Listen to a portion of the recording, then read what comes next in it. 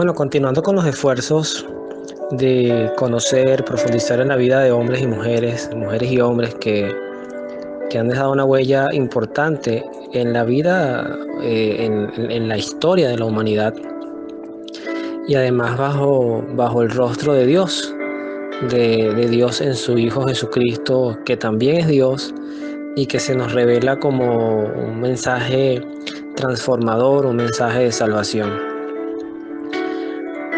Estos primeros santos que hemos venido conociendo, ya estamos hablando de los primeros siglos, primer siglo, del siglo primero y siglo segundo. Estamos en esa iglesia naciente, en esa iglesia que luchaba por constituirse y a la vez por sobrevivir. Bueno, no podemos olvidar que nuestros primeros cristianos fueron en su mayoría perseguidos, y perseguidos por creer en Jesucristo. Hoy, cuando yo digo esto, no puedo dejar de pensar en las comunidades en Siria, por ejemplo, todo lo que pasó en Alepo, la capital de Siria, cuando el grupo ISIS llegó y exterminó y destruyó iglesias. Esa ciudad quedó literalmente hecha de ruinas.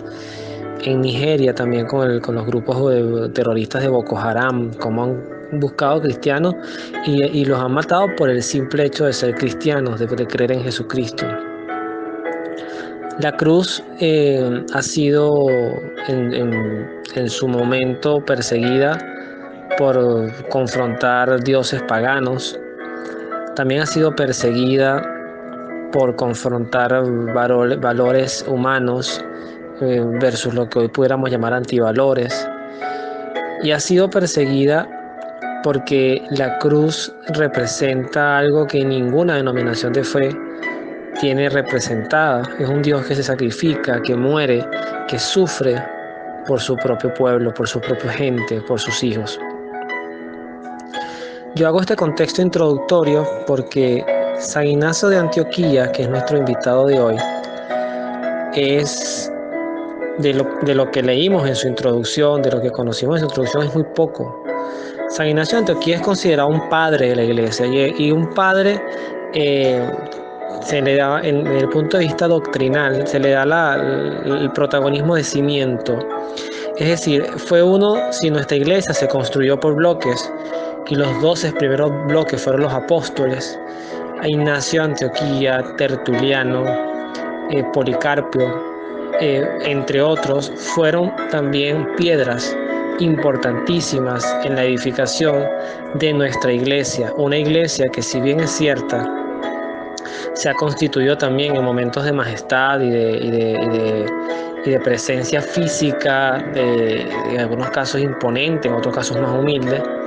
Nuestra iglesia es santa por Cristo y humana por ti y por mí. O sea, nuestra iglesia, cada uno de nosotros somos un bloque que la constituye y que por supuesto requiere ser amada, defendida, no como un club, no como un grupo no como un equipo de deporte que la defiendo sin conciencia y sin racionalidad. No. Nuestra iglesia tiene que ser defendida desde la racionalidad de la fe. Y eso puede sonar contradictorio porque la fe no se racionaliza. Solamente cuando tú dices, Señor, te entrego mi razón, porque no me interesa entenderlo todo, sino vivir tu amor. Y es por eso que Ignacio de Antioquía tiene un papel importante. Algo que revela el conocer a un santo como Ignacio de Antioquía es ese paso que muchas veces cuesta a nuestros hermanos cristianos no católicos, les costaría mucho más, que permite entender por qué nuestra fe está nutrida, constituida desde la palabra de Dios, la Biblia, y también desde la tradición oral. Y la tradición oral destaca protagonistas como este de hoy, Ignacio de Antioquía. Porque no todo lo que hoy sabemos de fe, que es verdad de fe, está aclarada en la Biblia. Pongamos un ejemplo. La palabra católica no aparece en la Biblia. porque de hecho fíjense que así como se conoce de Tertuliano, quizás lo veremos en su momento, de Tertuliano se le conoce la expresión Santísima Trinidad o Trinidad Santa, o sea, porque es una interpretación, bueno, si estamos hablando de tres personas, Padre, Hijo y Espíritu Santo, que se revelaron en el bautismo y a la vez en la transfiguración, y así, pero principalmente en el bautismo de Cristo, se ve con mayor claridad las tres figuras, las tres divinas personas. Nuestra fe, nuestra iglesia, la palabra iglesia sí es de Cristo. Cuando Él le dice a Pedro, sobre ti edificaré mi iglesia, y lo hace en singular, hablando de una sola iglesia, que de hecho yo siento que es el deseo, así como en una nación uno no debería decir los venezolanos pro gobierno y los venezolanos anti opositores, o no debería decir los norteamericanos demócratas y republicanos, si eso no marca un hito de que al final todos son norteamericanos o todos somos venezolanos. El que Tertuliano introduzca la palabra católica significa universal, es decir, una iglesia hecha para todos los rincones del mundo, un mensaje que no tiene límites, que no es excluyente, que no está centrado en grupos por familias, como eran los judíos, que es judío por familia, o sea, porque su madre es judía. Es más, el judaísmo como tal se transmite de la madre, porque es el vientre, ¿no? Entonces todo hijo de madre judía es judío. Y eso, el Islam, por ejemplo, no es así, pero el Islam sí es por conversión, al igual que el cristianismo, que es por descubrimiento. Pero nuestra fe, al ser clasificada de católica o denominada católica, Ignacio lo que le da es cuando decimos, por ejemplo, la doctrina católica, hay que hablar de una doctrina universal, una doctrina hecha para todos. Y es consono con lo que Cristo diría a sus apóstoles antes de ascender a los cielos: vayan por el mundo y bauticen en el nombre del Padre, y del Hijo y del Espíritu Santo. Eso está al final de los evangelios. Y ahí habla un poquito de la universalidad. También dentro de las doctrinas que se le reconocen a Ignacio está la Eucaristía, dice el texto, que es el sacramento de nuestra fe. La Eucaristía es 100% bíblica desde el punto de vista de lo que implica la cena del Señor, donde Él instituye la Eucaristía y dice: toma el pan, toma el vino, dice: este es mi cuerpo, esta es mi sangre. Y es lo que recordamos en una misa. Y si me permiten un paréntesis en eso, un acercamiento de confianza a quienes escuchan. Hoy tenía una conversación con una religiosa muy agradable, y le planteaba justamente que una de las cosas más duras que a mí en lo particular me ha tocado entender de la pandemia, y hoy la veo en mi vida como un riesgo, es acostumbrarme a vivir sin la Eucaristía, sin comulgar, pero a la par, y diría que más grave aún, es la confesión, el sacramento del perdón. Entonces todo eso va de la mano con lo que representa también, diría Ignacio, la jerarquía y la obediencia a los obispos, pero entiéndase obispos centrados verdaderamente en la representación de Cristo y en la defensa de su mensaje. La virginidad de María, fíjense que una cosa es decir que María concibió a Cristo virginalmente, y otra cosa es el dogma que ratifica que María fue siempre virgen. Y estos dogmas precisamente nacen de allí, el don de la virginidad y además el privilegio de morir mártir por Cristo, ¿no? No sé si lo saben, pero generalmente quien muere mártir por Cristo va directo al cielo y es santo de súbito. El martirio es garantía de santidad. Entonces, fíjense que la vida de Ignacio bueno, de hecho se le habla que es el segundo sucesor de Pedro, es decir, luego de Pedro vino un sucesor y él es el segundo sucesor, Ignacio de Antioquía. Estamos hablando entonces, y lo habla de la iglesia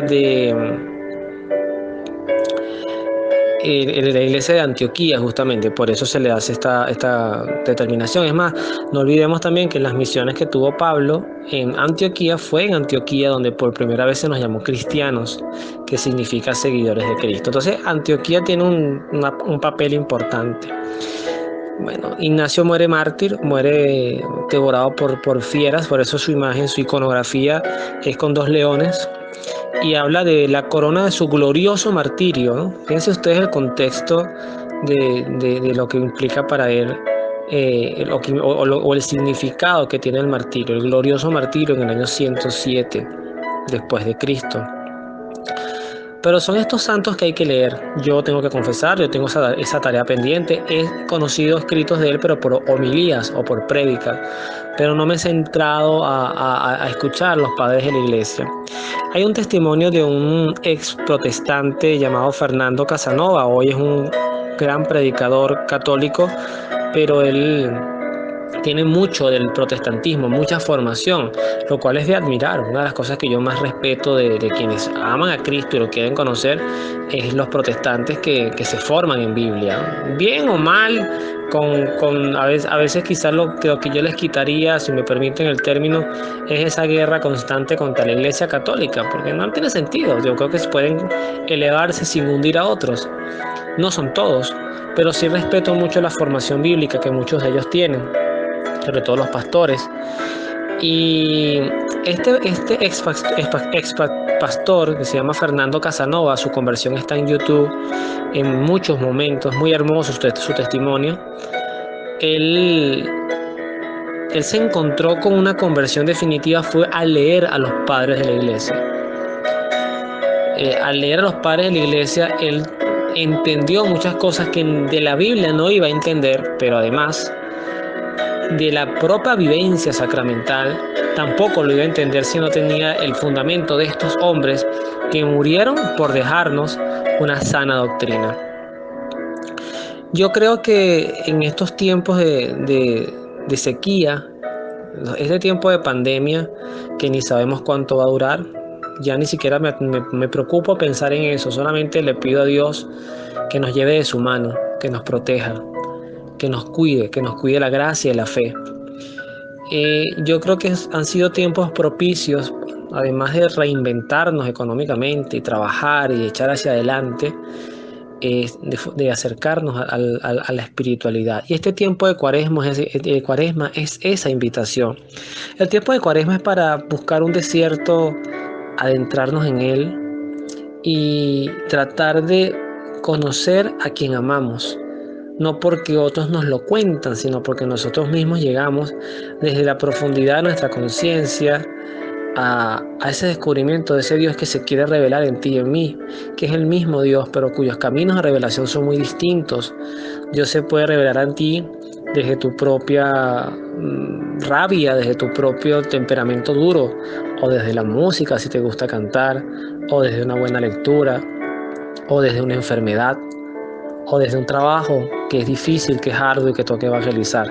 Yo siento que Dios está allí siempre. Dios es la transformación constante, un camino hermoso que, como en Ignacio, que además fíjense que es discípulo directo de Juan, el que fuera discípulo de Cristo, y también está Pablo como discípulo de él. O sea, que no estamos hablando de personas como tú o como yo que ni siquiera tuvieron la cercanía a un Cristo histórico, sino que estos hombres, estamos hablando que fueron discípulos de los discípulos directos y que su nivel de comprensión y de testimonio es muy cercano al maestro. Así que pidamos a Ignacio de Antioquía que tengamos ese apetito por conocer la doctrina universal, que es la doctrina cristiana, que avive en nosotros ese ardor y amor por la Eucaristía, por orar por nuestros obispos, que necesitan mucha oración, y por el privilegio de morir, no mártires, que sería un gran privilegio para algunos, pero sí morir con la fe viva en Cristo. O sea, que nuestra fe nunca se vea doblegada vendida, traicionada, sino que nosotros mismos seamos fieles custodios en este templo que es nuestro cuerpo. Que Dios los bendiga, nos vemos en la oración.